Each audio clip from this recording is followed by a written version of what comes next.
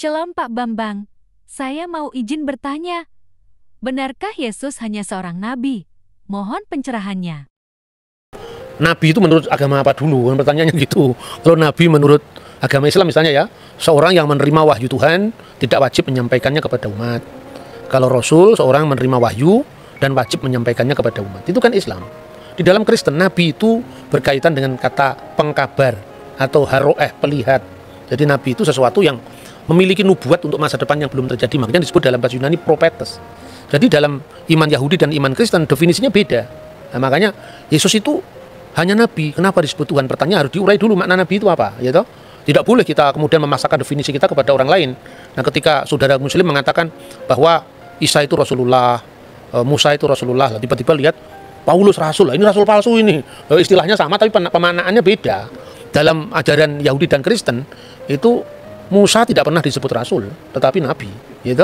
Abraham disebut Nabi, tetapi tidak pernah disebut Rasul. Rasul itu bahasa Ibrani saliyah, bahasa Aramnya salih, artinya utusan, kongregasi. Dan Yesus disebut Rasul juga dalam Ibrani pasal 3 ayat 1, tapi maknanya Rasul di situ adalah utusan Tuhan dalam sakramen penebusan dosa.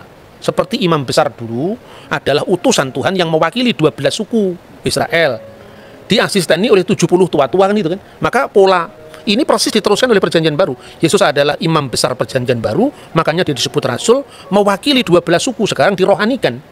12 suku itu sekarang adalah gereja, ya, 70 murid, tapi bilangannya tetap sama, ada imam besar, ada 12 murid, ada 70 murid.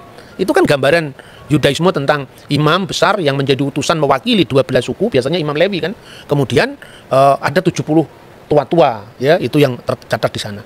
Itu jadi Yesus itu nabi juga. Tapi nabi dalam makna yang berbeda dengan nabi Islam gitu loh. Dan nabi tidak dipertentangkan dengan ketuhanannya.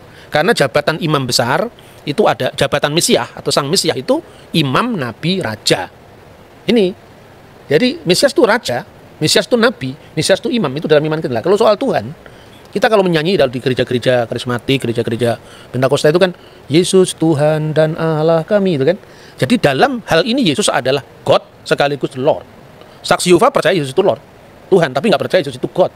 Karena apa? Dia masih rancu dalam memahami Yohanes pasal 1 ayat 1. Jadi Yesus disebut Allah itu bukan kemanusiaannya itu adalah Allah, tidak, tapi praeksistensi. Sebelum firman menjadi daging, firman itu sudah ada dan firman itu adalah Allah.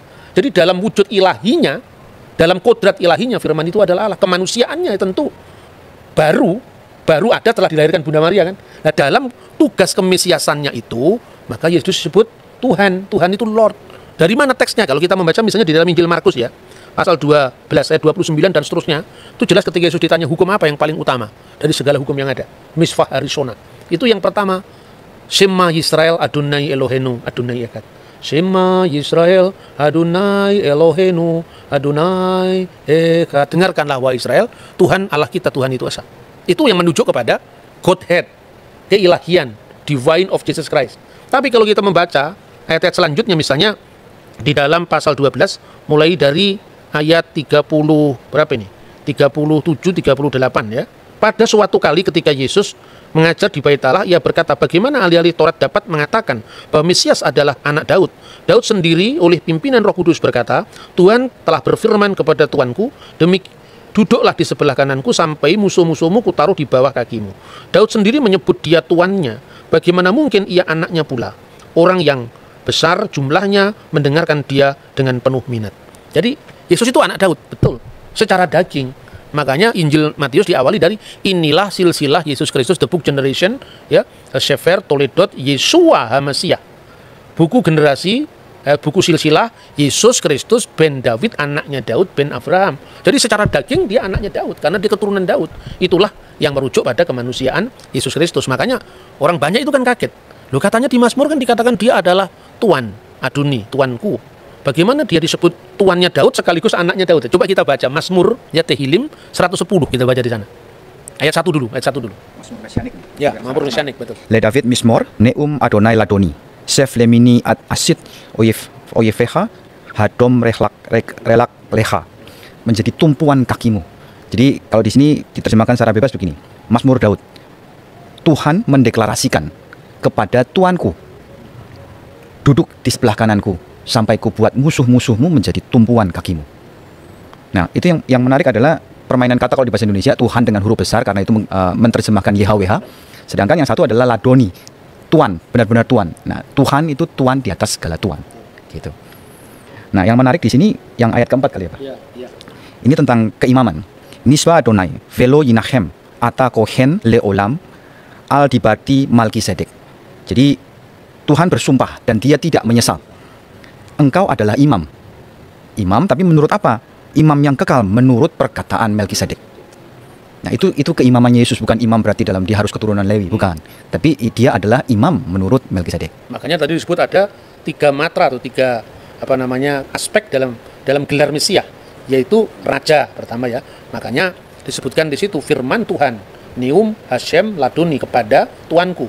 Nah, dalam bahasa Indonesia tadi betul dikatakan Mas Edward bahwa kalau Anda membaca bukunya Muhammad Yamin, Kamus Melayu abad 18-19 itu Tuan segala Tuan, itu Tuhan. Jadi huruf H di sini menekankan ketuanan di atas ketuanan. Jadi penguasa segala penguasa. Dalam makna ini Yesus disebut Tuhan. Duduklah kamu di sebelah kananku. Apa konteksnya? Bukan berarti ada 2 kursi, terus Allah di sebelah kiri, Yesus di sebelah kanan. Bukan seperti itu. Itu artinya apa? Ruang Maha Kudus, tempat Sekinah ilahi, artinya kehadiran ilahi, itu sebelah kanannya adalah istana Daud. Jadi artinya bahwa Mesias itu akan menjadi raja kekal menurut dinasti Daud selama-lamanya. Maka duduklah kamu Seflimini, duduklah kamu di sebelah Yamin, sebelah kananku, selama-lamanya. Itu aspek kerajaan ya. Pada saat orang Majus membawa persembahan itu ada 3. Emas, kemenyan, mur. Emas itu kerajaan, menyimbolkan tentang raja. Kemenyan itu tadi yang ayat 4. Engkau adalah imam besar menurut aturan Melkisedek. Artinya Melkisedek itu kan tidak berbapak, tidak beribu, tidak bersisilah. Bukan berarti dia tidak punya bapak sungguhan. Ini ungkapan dalam bahasa kitab suci dan sesuai dengan apa yang lazim saat itu. Kalau di sidang pengadilan, ibunya diketahui, tapi bapaknya sudah mati, tidak diketahui. Ibunya bernama Miriam, bapaknya tidak diketahui, tidak berbapak. Ya, apater. Bukan artinya dia lahir dari batu, bukan seperti itu. Itu konteksnya ungkapan-ungkapan seperti ini kalau orang awam kan sulit ya. Makanya kalau tidak paham membaca Alkitab dalam bahasa bahasa terjemahan letterlock, seperti yang misalnya terjemahan baru, silakan membaca Alkitab bahasa Indonesia masa kini, yaitu namanya terjemahan dynamic equivalent translation. Jadi diterjemahkan sesuai dengan maknanya, bukan bentuk bahasanya. Itu menarik. Jadi yang pertama raja, yang kedua imam, lambangnya adalah kemenyan, dan mur itu lambang penderitaan. Sekaligus juga bahan wangi-wangian kan mur itu. Jadi maka ketika Yesus itu diminyaki dengan minyak wangi dan mur, itu melambangkan via dulurusannya. Maka imam, nabi, raja. Nabi ini merujuk pada figur hamba Tuhan yang menderita yang dinubuatkan di dalam Yesaya pasal 53, Mazmur pasal 20 ayat 17. Jadi artinya kita tidak boleh menilai agama orang itu dari sudut pandang kita, tidak akan pernah bisa ketemu. Ini kan musimnya debat sekarang ya. Kalau musim durian itu lebih enak. Habis makan durian, makan manggis. Kalau musim debat begini, orang menang-menangan, tidak tahu metodenya bagaimana berbicara tentang agama lain ya. Kalau nanti nggak cocok terus merasa kalah, pembunuhan karakter, nyerang pribadi, itu bukan Indonesia itu. Indonesia tidak seperti itu. Jauh sebelum bangsa lain itu punya kesadaran tentang multikulturalisme, kita sudah punya Bhinneka Tunggal Ika. Jadi kira-kira seperti Oke Pak Bambang, penjelasan Anda sangat mencerahkan dan menguatkan iman kami. Terima kasih, Tuhan Yesus memberkati.